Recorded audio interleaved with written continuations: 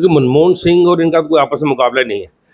वो एक अर्थशास्त्री थे, उनकी लिखी हुई किताबें ऑक्सफोर्ड बड़ी बड़ी यूनिवर्सिटियों में पढ़ाई जाती हैं, और ये चौथी पास राजा, इनका मुकाबला क्या है। इतने सालों तक तो अपने आरएसएस के हेडक्वार्टर पे भारत का तिरंगा नहीं लहराया इन्होंने। अब ये जगह जगह चौक चौक जगह तिरंगा लहरा रहे हैं। तो पूंजीपतियों की पार्टी और लोगों को धर्म के नाम पे, जात पात के नाम पे बेवकूफ बना के लड़ा रही है। लोगों को समझ आ रही है, और जिस दिन जनता जागेगी इनका बहुत बुरा हाल होगा। जैसे नेपाल में इनको सड़कों पे भागना पड़ेगा इनको, क्योंकि जो है जयचंद हर कम्युनिटी में, हिंदुओं में भी है, मुसलमानों में भी है, वो चंद लोग फायदा ले रहे हैं। आम जनता जो है, आम माइनॉरिटी इनसे दुखी है। लेकिन 12 साल आप देखते हैं विभिन्न राज्यों में चुनाव भी होते हैं और आप दमखम से प्रचार भी करते हैं। आप कहते हैं कि राहुल गांधी ने जो कहा बिल्कुल सत्य कहा और वो सत्यता की लकीर पर है कि वो सच होगा। लेकिन उसके बाद भी जो वोटिंग स्टेशन होते हैं, पोलिंग स्टेशन होते हैं, कांग्रेस को उस तरह से मताधिकार का उपयोग क्यों नहीं कर पाती है जनता, जिसे भाजपा को कर पाती है? देखिए मैडम, उसमें ऐसा है कि इन्होंने जो एक SIR चलाया है जिसमें वोट काटे हैं, प्लस इन्होंने जो प्रोपोगंडा के तो मास्टर है शुरू से ये, और इनकी जो है पेरेंट संस्था राष्ट्रीय स्वयंसेवक संघ, वो प्रोपोगंडा, झूठा प्रोपोगंडा कब से चला रहे थे। वो व्हाट्सएप यूनिवर्सिटी ने जो नई जनरेशन है उसका भी ऐसा ब्रेन वॉश किया हुआ कि उनको मालूम नहीं हकीकत क्या है। देश के प्रधानमंत्री नरेंद्र मोदी को देश का नेतृत्व करते हुए 12 साल पूरे हुए हैं। जहां भाजपा के नेता उपलब्धियां गिनाते हुए नजर आ रहे हैं, तो वहीं कांग्रेस के नेता सवाल भी खड़े कर रहे हैं। मेरे साथ कांग्रेस के वरिष्ठ नेता विजय पठानिया जी हैं। इनसे जानने की कोशिश करते हैं इन 12 साल में देश कैसे विकसित भारत की ओर आगे बढ़ा है और किस तरह से देश प्रगति विकास की ओर आगे बढ़ता हुआ नजर आ रहा है, क्योंकि कांग्रेस कुछ और सोचती है और इनका तर्क लेना बहुत ज्यादा जरूरी है। विजय जी, क्या लगता है कि 12 साल को आप कैसे देखते हैं? ये 12 साल खाली मीडिया मैनेजमेंट और जो जो चीज़ें प्रधानमंत्री मोदी ने प्रधानमंत्री बनने से पहले बोली, हर चीज़ पे यू टर्न किया। इन्होंने तब ताना मारते थे कि रुपया गिर रहा तो देश की इज्जत गिरती है। आधार पे इन्होंने सवाल उठाए, अब हर चीज़ पर आधार जोड़ा इन्होंने। इनका पूरा कार्यकाल यू टर्न का और मीडिया मैनेजमेंट का है, और पूंजीपतियों को जो साथ दे के आम जनता को ग्रेप किया। हम भी देख रहे हैं कि 12 सालों में जो घर में लोगों का पैसा होता था, नोटबंदी करके उनकी कमर तोड़ दी। घर में लेडीज़ ने कुछ ज़रूरत के लिए पैसे रखे होते थे, वो उन्होंने निकलवा दिए। उसके बाद जो छोटा वेंडर है वो सब खत्म हो गया है। तो ये सब एक मीडिया मैनेजमेंट है, एक ढोल बजाया जा रहा है। ढोल कुछ नहीं है, ये जो बुलबुला थोड़ी देर में फटने वाला है। जो ये बोल रहे हैं कि हमारा फॉरेन रिजर्व इतना है, वो उड़ते पता भी नहीं चलेगा, क्योंकि करंट अकाउंट डेफिसिट इतना बढ़ रहा है कि कब उड़ेगा पैसा पता नहीं चलेगा। और बहुत बुरे दिन आ रहे हैं। जो हमारे नेता राहुल गांधी जी बोल रहे हैं, जो पहले ही बोला सच होगा, ये भी सच होगा कि देश को अब आने वाला वक्त बड़ी मुसीबतों का आने वाला है। लेकिन विकसित भारत का सपना देश के प्रधानमंत्री पूरा करेंगे, सबसे बड़ी अर्थव्यवस्था हम बनेंगे, इस तरह की दावेदारी की जा रही है। कब से बोल रहे थे 5 ट्रिलियन, हम दुनिया की चौथी अर्थव्यवस्था बनने वाले, छठे पे पहुंच गए हम लोग नीचे की तरफ जा रहे हैं। जो फॉरेन डायरेक्ट इन्वेस्टमेंट थी 28 बिलियन डॉलर से 1 बिलियन डॉलर पे आ गई। इसका मतलब है कि फॉरेन डायरेक्ट इन्वेस्टमेंट जो इन्वेस्टर है उनको हमारी इकानमी भी यकीन नहीं है। उनको पता है आर्टिफिशियली मैनेज की इकानमी है, कुछ लोगों को फ़ायदा देने के लिए। अब देखो, पीछे पर्यावरण दिवस पे हमारे जम्मू में भी भाजपा वाले के ड्रामे कर रहे थे, जगह जगह पौधे लगा रहे हैं।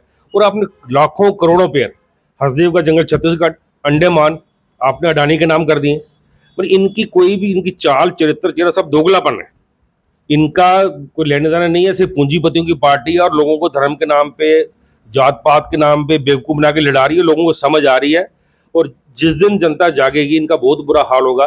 जैसे नेपाल में इनको सड़कों पे भागना पड़ेगा इनको। लेकिन माइनॉरिटीज के लिए देश के प्रधानमंत्री ने बहुत कुछ किया है, इस तरह की भी दावेदारी की जा रही है। क्या किया अब बताया ना क्या किया उन्होंने। जहाँ कहीं यूपी के आप कितने सोशल मीडिया पे केस देखते हो, जहाँ कहीं मुसलमान का नाम आया, छोटी सी कोई बात ही घर तोड़ दिया। ये जो कुछ कुछ चाटुकार के साथ जुड़े हुए हैं, क्योंकि जो है जयचंद हर कम्युनिटी में, हिंदुओं में भी है, मुसलमानों में भी है, वो चंद लोग फायदा ले रहे हैं। आम जनता जो है, आम माइनॉरिटी इनसे दुखी है। लेकिन 12 साल आप देखते हैं विभिन्न राज्यों में चुनाव भी होते हैं और आप दमखम से प्रचार भी करते हैं। आप कहते हैं कि राहुल गांधी ने जो कहा बिल्कुल सत्य कहा और वो सत्यता की लकीर पर है कि वो सच होगा।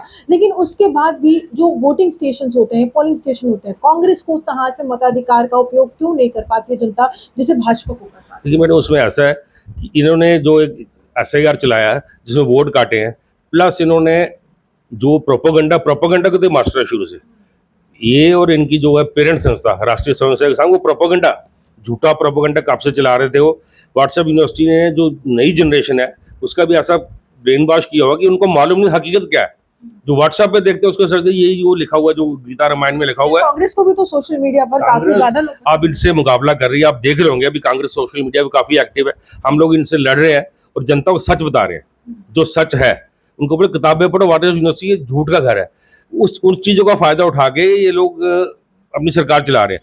ये तो 2019 में सरकार चली जानी थी, जो पुलवामा हुआ है उसकी अगर कल को सरकार बदलेगी, समय चक्कर है, सरकार बदलेगी, उसका जब सच सामने आएगा ये सब प्लान था। ये लोगों को देशभक्ति के नाम पे बेवकूफ़ बनाया गया। उसके बाद भी तो लोग शहीद हुए हैं। जब पुलवामा के शहीद हुए थे सारी ये जो डेड बॉडी थी उनको दिल्ली लेके गए थे, उन पे पूरे लाइन में लगा के उन पे तिरंगा झंडा और मोदी जी से घूम घूम के माथे टेक रहे थे। ये लाशों पे भी राजनीति करते हैं। ये लोग जो आज़ादी की लड़ाई में लड़े नहीं, ये कब से देशभक्त हो गए? इन्होंने कितने सालों तक तो अपने RSS के हेडक्वार्टर पे भारत का तिरंगा नहीं लहराया इन्होंने। अब ये जगह जगह चौक चौक जगह तिरंगा लहरा रहे हैं। किसको बेवकूफ़ बना रहे हैं? जनता इनका चीज़ समझ चुकी है, अब इनका जाने का वक्त आ गया है। लेकिन पेट्रोल डीजल पर जब सवाल किया जाता है वो कहते हैं कि आप जो दूसरे देश है उनका हाल देख लीजिए, वहां पर तो दाम बहुत बड़े हैं, हमने तो फिर भी कंट्रोल कर लिया। देखो मीडिया में हर चीज़ अपने हिसाब से चलाते हैं। जब मनमोहन सिंह थे तो 120 के से भी ऊपर चला गया था बैरल, उन्होंने 60 रुपये से ऊपर डीजल पेट्रोल नहीं जाने दिया। ऑयल बांड निकाले तो कितने निकाले? इन लोगों ने जब 40 रुपये बैरल भी आया, इन्होंने तेल सस्ता नहीं किया। वो सारी जनता को कोई ने बेनिफिट नहीं दिया, वो सारे पैसे इकट्ठे किए थे, कितने लाखों करोड़ जो इकट्ठे किए उन्होंने।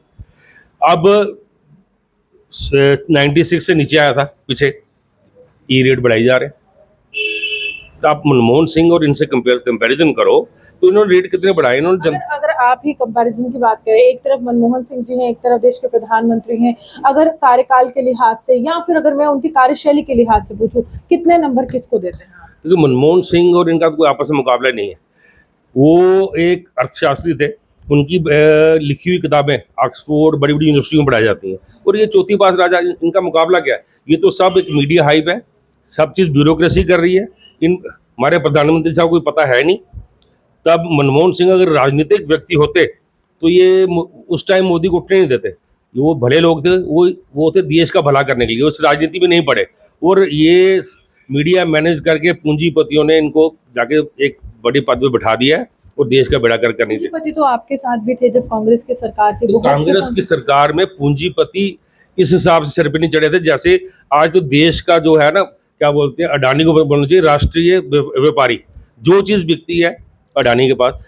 जब मोदी गवर्नमेंट आई थी, $5 बिलियन के लगभग थी नेटवर्थ अडानी की। आज कितनी है? टाटा बिरला बनने को कितनी पीढ़ियां लगी उनको। ऐसा कोई व्यापारी बताइए जो $5 बिलियन से किसी टाइम पे तो सेकंड रिचेस्ट दुनिया का बन गया था ड्यू टू मोदी। जो पॉलिसी बनती है उसको देख के बनती है। जो पॉलिसी पहले आनी होती है 6 महीने पहले अडानी साहब अपनी कंपनी खड़ी कर लेते हैं, उनको बाकियों से मिल जाता है, गैप मिल जाता है, और जो कंपनी बिकेगी वो अडानी लेगा।